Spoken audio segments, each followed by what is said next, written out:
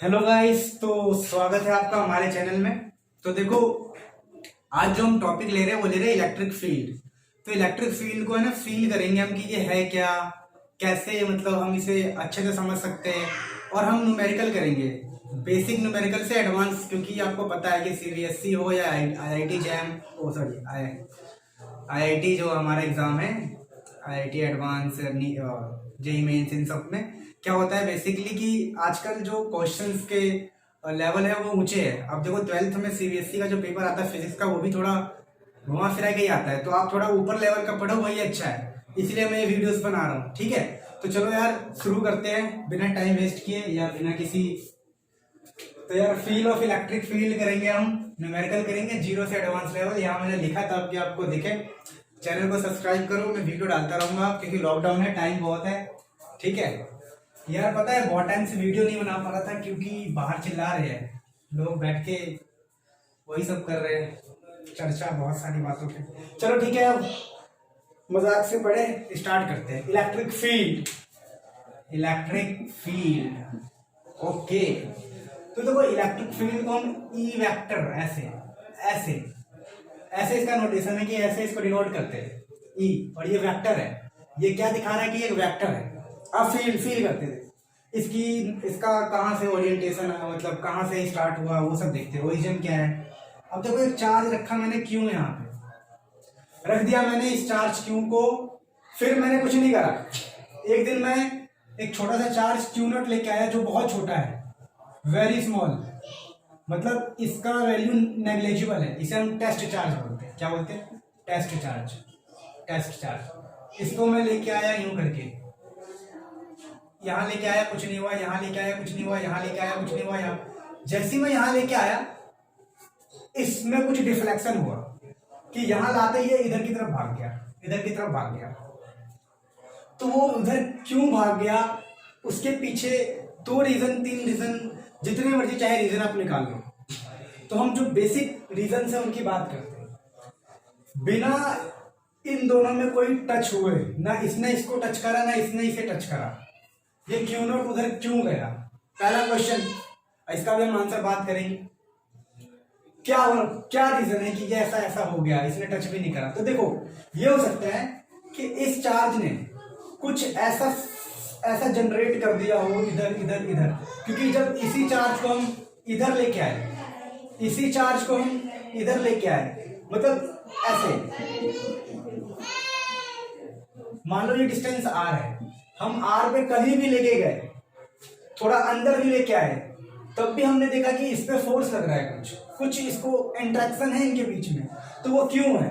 तो उसका पहला रीजन जो हो सकता है वो यही है कि इस चार्ज ने अपने आसपास की मीडियम के, आसपास की मीडियम की, जैसे ये चार्ज है तो इसने अपने चारों तरफ स्फेरिकल में दूर दूर तक एक मीडियम की प्रॉपर्टी को चेंज कर दिया हो। इस चार्ज ने इस मीडियम की प्रॉपर्टी को चेंज कर दिया हो, मीडियम में कुछ ऐसा छोड़ दिया हो, कुछ ऐसा अपने अंदर से निकाल दिया हो जो बिना फिजिकली टच किए उसको धक्का दे रही है। तो जो मीडियम में छोड़ता है, जो इसका इफेक्ट है इस मीडियम में, जो कि विजिबल नहीं है, वही है इलेक्ट्रिक फील्ड। इस तरह से समझा जाता है इलेक्ट्रिक फील्ड को। ठीक है, अब इलेक्ट्रिक फील्ड पे जो लॉ आया, जो कूलम साहब ने दिया था, वो क्या दिया वो देखो। देखो मैं समझ सकता हूँ बाहर से आवाज आ रही है, पर यार क्या कर सकते हैं, लोग कुछ कह नहीं सकते, और एक बच्चा है कि काफी परेशान कर रहा है। चलो कोई नहीं। अब देखो कूलम साहब ने कहा कि जो ये चार्ज क्यों है उसके आसपास जो इलेक्ट्रिक फील्ड है किसी डिस्टेंस आर पे, वो स्फेरिकल रूप से फैला होगा और हर आर डिस्टेंस पे वो सेम होगा, और उसकी जो वैल्यू होगी वो होगी हमारी KQ/R²। ये कहां से आया? उन्होंने इसको ऐसे डिफाइन करा कि आप जब किसी टेस्ट चार्ज को यहां लेके आते हो जिसकी वैल्यू क्यू नॉट है, जो बहुत स्मॉल है, ये इतना छोटा है कि इसमें कोई इंटरफेयर नहीं कर रहा है। अगर ये बड़ा हुआ तो इसकी इलेक्ट्रिक फील्ड भी आ जाएगी, और इसकी इलेक्ट्रिक फील्ड आएगी तो इसके इलेक्ट्रिक फील्ड को हम कैलकुलेट नहीं कर पाएंगे पूरी तरह, क्योंकि इसकी इलेक्ट्रिक फील्ड के साथ इंटरेक्शन कर जाएगा, तो कम या ज्यादा हो सकता है ना। तो हम सिर्फ इसका चाहते हैं तो हम इसकी वैल्यू बहुत कम लेंगे, बहुत कम, मान लो 1 कूलम। कितना लिया हमने? 1 कूलम। उन्होंने कहा कि ये जो चार्ज है वो इस 1 कूलम पे जितना फोर्स लगाएगा वही आपका इलेक्ट्रिक फील्ड है। ये जो चार्ज इस 1 कूलम पे जितना फोर्स लगाएगा वही आपका इलेक्ट्रिक फील्ड है। फोर्स का फॉर्मूला हो गया के क्यू 1 कूलम बाय डिस्टेंस यानी आर का स्क्वायर, और वही हमारा इलेक्ट्रिक फील्ड है। जो फोर्स 1 कूलम के चार्ज पे लगा है, 1 कूलम के चार्ज पे वही हमारा इलेक्ट्रिक फील्ड है। आई होप आपको फील आ गया होगा। अगर हम इसकी वैल्यू 1 ना लिखते, क्यू नॉट लिख देते सिंपल, तो इस क्यू नॉट को डिवाइड कर दो यहाँ पे, तब आपका इलेक्ट्रिक फील्ड बन गया फोर्स पर टेस्ट चार्ज, फोर्स पर यूनिट चार्ज, इसको यूनिट चार्ज बोलते हैं, टेस्ट चार्ज बोलते हैं, वही हमारा इलेक्ट्रिक फील्ड है। तो इलेक्ट्रिक फील्ड ही फोर्स है जब दूसरे चार्ज की वैल्यू 1 कूलम है। इलेक्ट्रिक फील्ड ही फोर्स है जब दूसरे चार्ज की वैल्यू 1 कूलम है। अब इलेक्ट्रिक फील्ड को अच्छे से समझने के लिए हम एक ऐसा क्वेश्चन लेंगे जो आपको मजा दिला देगा। ठीक है, तो रुको स्टार्ट करते हैं। क्वेश्चन क्या ले रहा हूं मैं, बहुत सिंपल, 2 पॉइंट ले रहा हूं, रुक जाओ, 4 पॉइंट ले रहा हूं। ये 4 पॉइंट और यहाँ 1 पॉइंट। मैं क्या करने वाला हूं, इन सबका डिस्टेंस मैंने ए लिया है, ए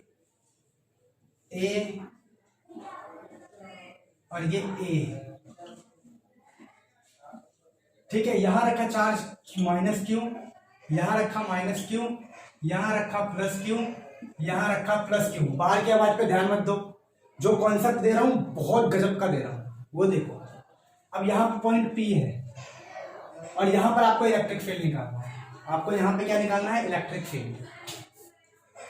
तो इलेक्ट्रिक फील्ड निकालना जहां होता है वहां हम ले लेते हैं, ये डिस्टेंस भी ए है आपका, ये डिस्टेंस भी आपका ए है। तो मैं आपको बताता हूं इलेक्ट्रिक फील्ड ऑफ फोर्स की तरह सॉल्व करो। आप ये समझो कि मुझे फोर्स निकालना है 1 कूलम चार्ज पे, तो 1 कूलम चार्ज यहां रख लो।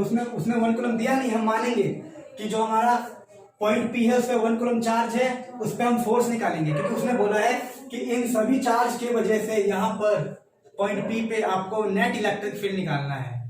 आपको पता होगा कि जो इलेक्ट्रिक फील्ड होता है वो वेक्टर है, और वेक्टर को हम सॉल्व करते हैं वेक्टर के मेथड से।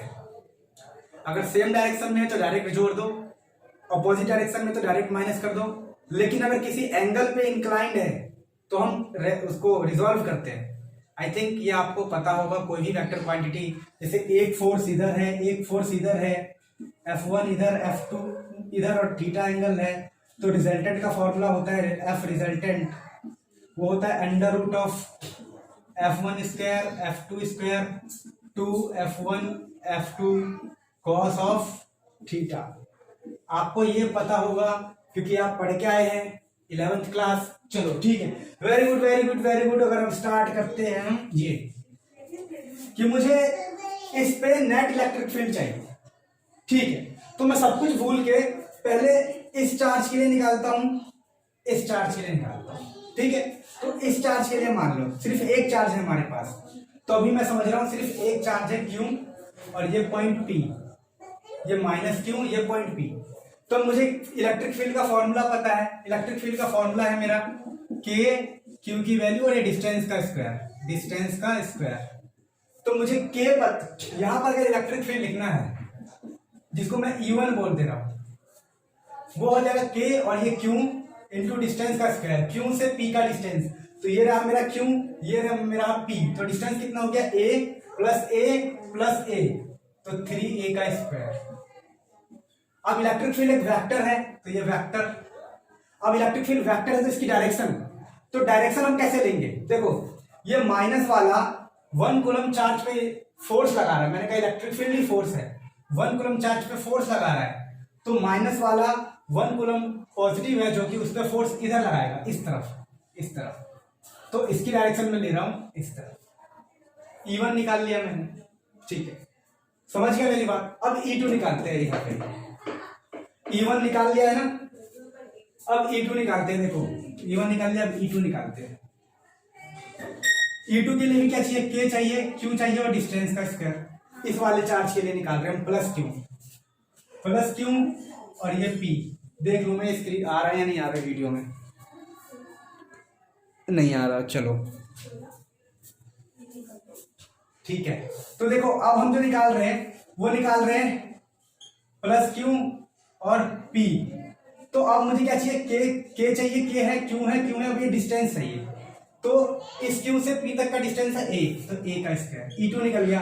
अब ये प्लस वाला, इस प्लस वाले में फोर्स उधर लगाएगा तो उधर ही हमारा डायरेक्शन हो जाएगा। तो डायरेक्शन मेरा हो गया इधर, डायरेक्शन हो गया इधर, तो मेरा डायरेक्शन किधर हो गया, इधर एक डायरेक्शन, ठीक है। अब देखो E2 किधर है, इस तरफ, और E1 किधर है, इस तरफ, तो दोनों आपस में माइनस होंगे। क्यों, क्योंकि दोनों अपोजिट डायरेक्शन में है। सिंपल, समझ रहे हो मेरी बात। अब बड़ा कौन सा है, ये वाला E2 बड़ा है। क्यों, क्योंकि E2 में A नीचे का छोटा है, डिस्टेंस नीचे छोटा है, तो ये छोटा तो ये बड़ा। यहाँ पे 3A है, 3A है, तो ये बहुत बड़ा हो गया, तो ये छोटा। तो हमारा E नेट जो आएगा E3, जिसे हम मान लेंगे E3 आ जाएगा E2 minus E1, E2 minus E1, E2 minus E1, जिसकी डायरेक्शन किधर होगी। अब देखो E2 कौन सा वाला है, ये वाला है E2, इधर जो धक्का मारा इधर, तो बड़े वाले की डायरेक्शन आएगी, क्योंकि बड़े वाले से ही हमने माइनस करा है। ठीक है, ये हमने निकाल लिया, यानी कि हमने ये सॉल्व कर लिया और ये सॉल्व कर लिया।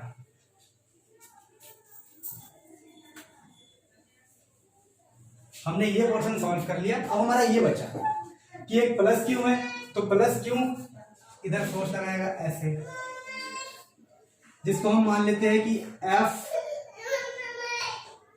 Plus Q. ठीक है, मैं देख क्या था स्क्रीन में दिख रहा है, नहीं दिख रहा, हाँ दिख रहा है। ये F और प्लस क्यू उधर हो गया, और माइनस क्यू वाला फोर्स इधर लगाएगा, यानी वही इलेक्ट्रिक फील्ड। इलेक्ट्रिक फील्ड को ही मैं फोर्स बोल रहा हूँ, समझ में आना चाहिए, क्योंकि यहाँ 1 कूलम रखा है। ये इलेक्ट्रिक फील्ड, इसको मान लेते हैं E5, इसको E6 मान लेते हैं। ठीक है, अच्छा रहेगा। अब देखो मेरी बात, ये टोटल 2A था, याद होगा आपको, 2A डिस्टेंस था ये टोटल। अब मेरे को इसका इलेक्ट्रिक फील्ड चाहिए, तो इसके लिए इलेक्ट्रिक फील्ड होगा K इंटू क्यू, और इस डिस्टेंस का स्क्वायर।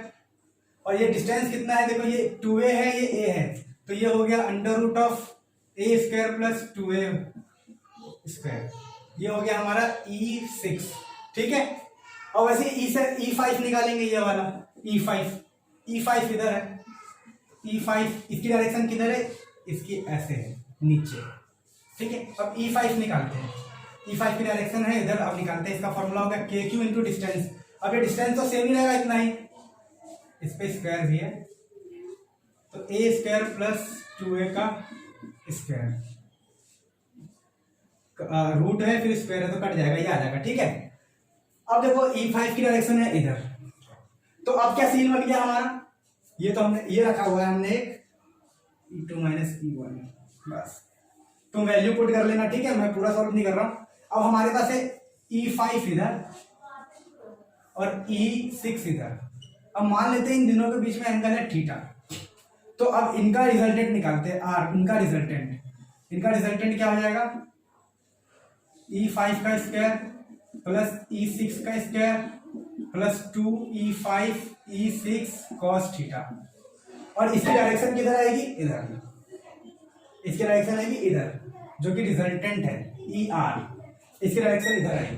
तो हमने अब इसको भी सॉल्व कर दिया, तो लास्ट में हमारे पास क्या बचा, एक इलेक्ट्रिक फील्ड जो आया था E3, जो नेट था, इस जब हॉरिजॉन्टल वाले का नेट आया इधर, और जो ऊपर दो चार्ज थे उनकी वजह से आया नेट इधर ही आया, है ना, समझ रहे हो मेरी बात। ठीक है, तो अब इन दोनों को हम क्या कर रहे हैं, ऐड, क्योंकि ये भी इधर है और ये भी इधर है, तो अब E नेट लिखेंगे हम इसे, E नेट लिखता हूं इधर, जो मेरा E नेट आया वो क्या आया, E3 plus of E resultant. देखो क्वेश्चन बहुत सिंपल हो जाएगा जब आपको वो वैल्यूज दे देंगे, जैसे A की वैल्यू 1 दे देंगे, थीटा की वैल्यू 30 डिग्री दे देंगे, है ना, और बाकी सबकी चार्ज की वैल्यू दे देंगे 2 कूलम 3 कूलम, तो पुट करके ना बहुत आसान हो जाएगा क्वेश्चन, बड़ा सिंपल। ठीक है, चलो आई होप आपको ये आ गया होगा। अब आपसे कोई क्वेश्चन इजीली सॉल्व हो जाएगा। ठीक है, देखो ये बहुत थोड़ा पेचीदा सा क्वेश्चन मैंने थोड़ा सा बनाया, मुझे ऐसा लग रहा है, पर ठीक है। अब देखो आपसे सिंपल क्वेश्चन कैसे पूछे जा सकते हैं, ऐसे ट्रायंगल है, एक क्यू यहाँ है, एक क्यू यहाँ है, एक क्यू यहाँ है, net electric field at the centre. तो कैसे निकालोगे? मानोगे ये इधर फोर्स लगा रहा है, ये इधर फोर्स लगा रहा है, तो इसका रिजल्टेंट इधर गया। अब ये प्लस क्यू वाला इस पे इधर फोर्स लगाएगा, ऐसे धक्का मारेगा ना, तो ये नेट इलेक्ट्रिक फील्ड 0 आ गया इसका।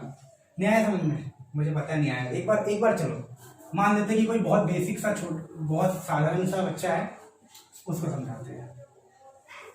देखो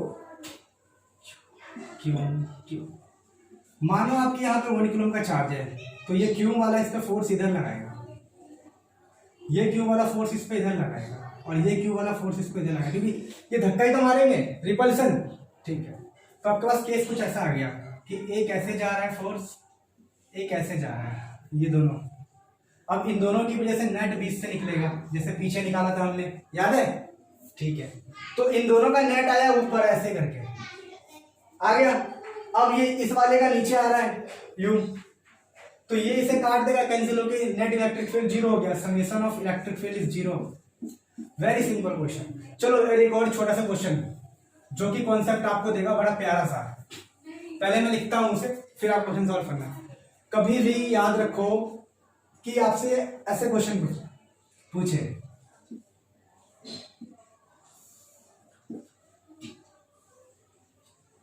कि ऐसी पोजीशन बताओ, ऐसी जगह बताओ जहां नेट इलेक्ट्रिक फील्ड 0 होगी। तो आपको यह समझना है कि जहां सबसे छोटा सबसे कम वैल्यू का चार्ज है, -3 + 2 से छोटा है, वहां पर ही पोजीशन आएगा, उसके नियर में ही, जहां नेट इलेक्ट्रिक फील्ड 0 होगा। तो आप मानोगे कि मान लेता हूं मैं कि ए, ये बी, ये सी, कि मेरा पॉइंट सी है जो कि एट ए डिस्टेंस एक्स पे है। ये डिस्टेंस मेरा मान लेते हैं एल या आर।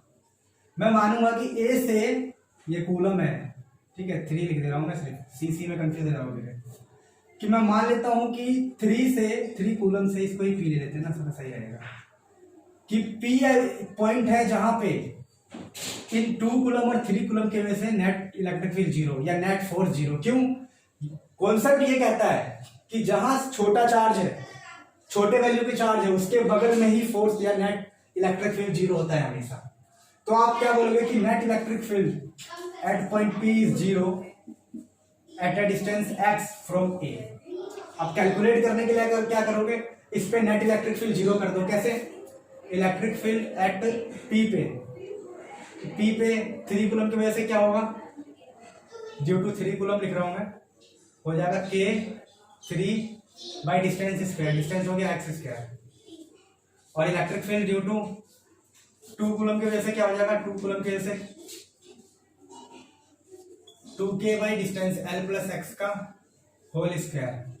अब इन दोनों को इक्वल रख दो, क्योंकि नेट इलेक्ट्रिक फील्ड 0 है, तो 0 होने के लिए क्या होना चाहिए कि -3 की वजह से मान लो इधर लग रहा है, तो प्लस की वजह से इधर लग रहा है, तो दोनों इक्वल ही होंगे, तभी तो कटपिट के 0 आए।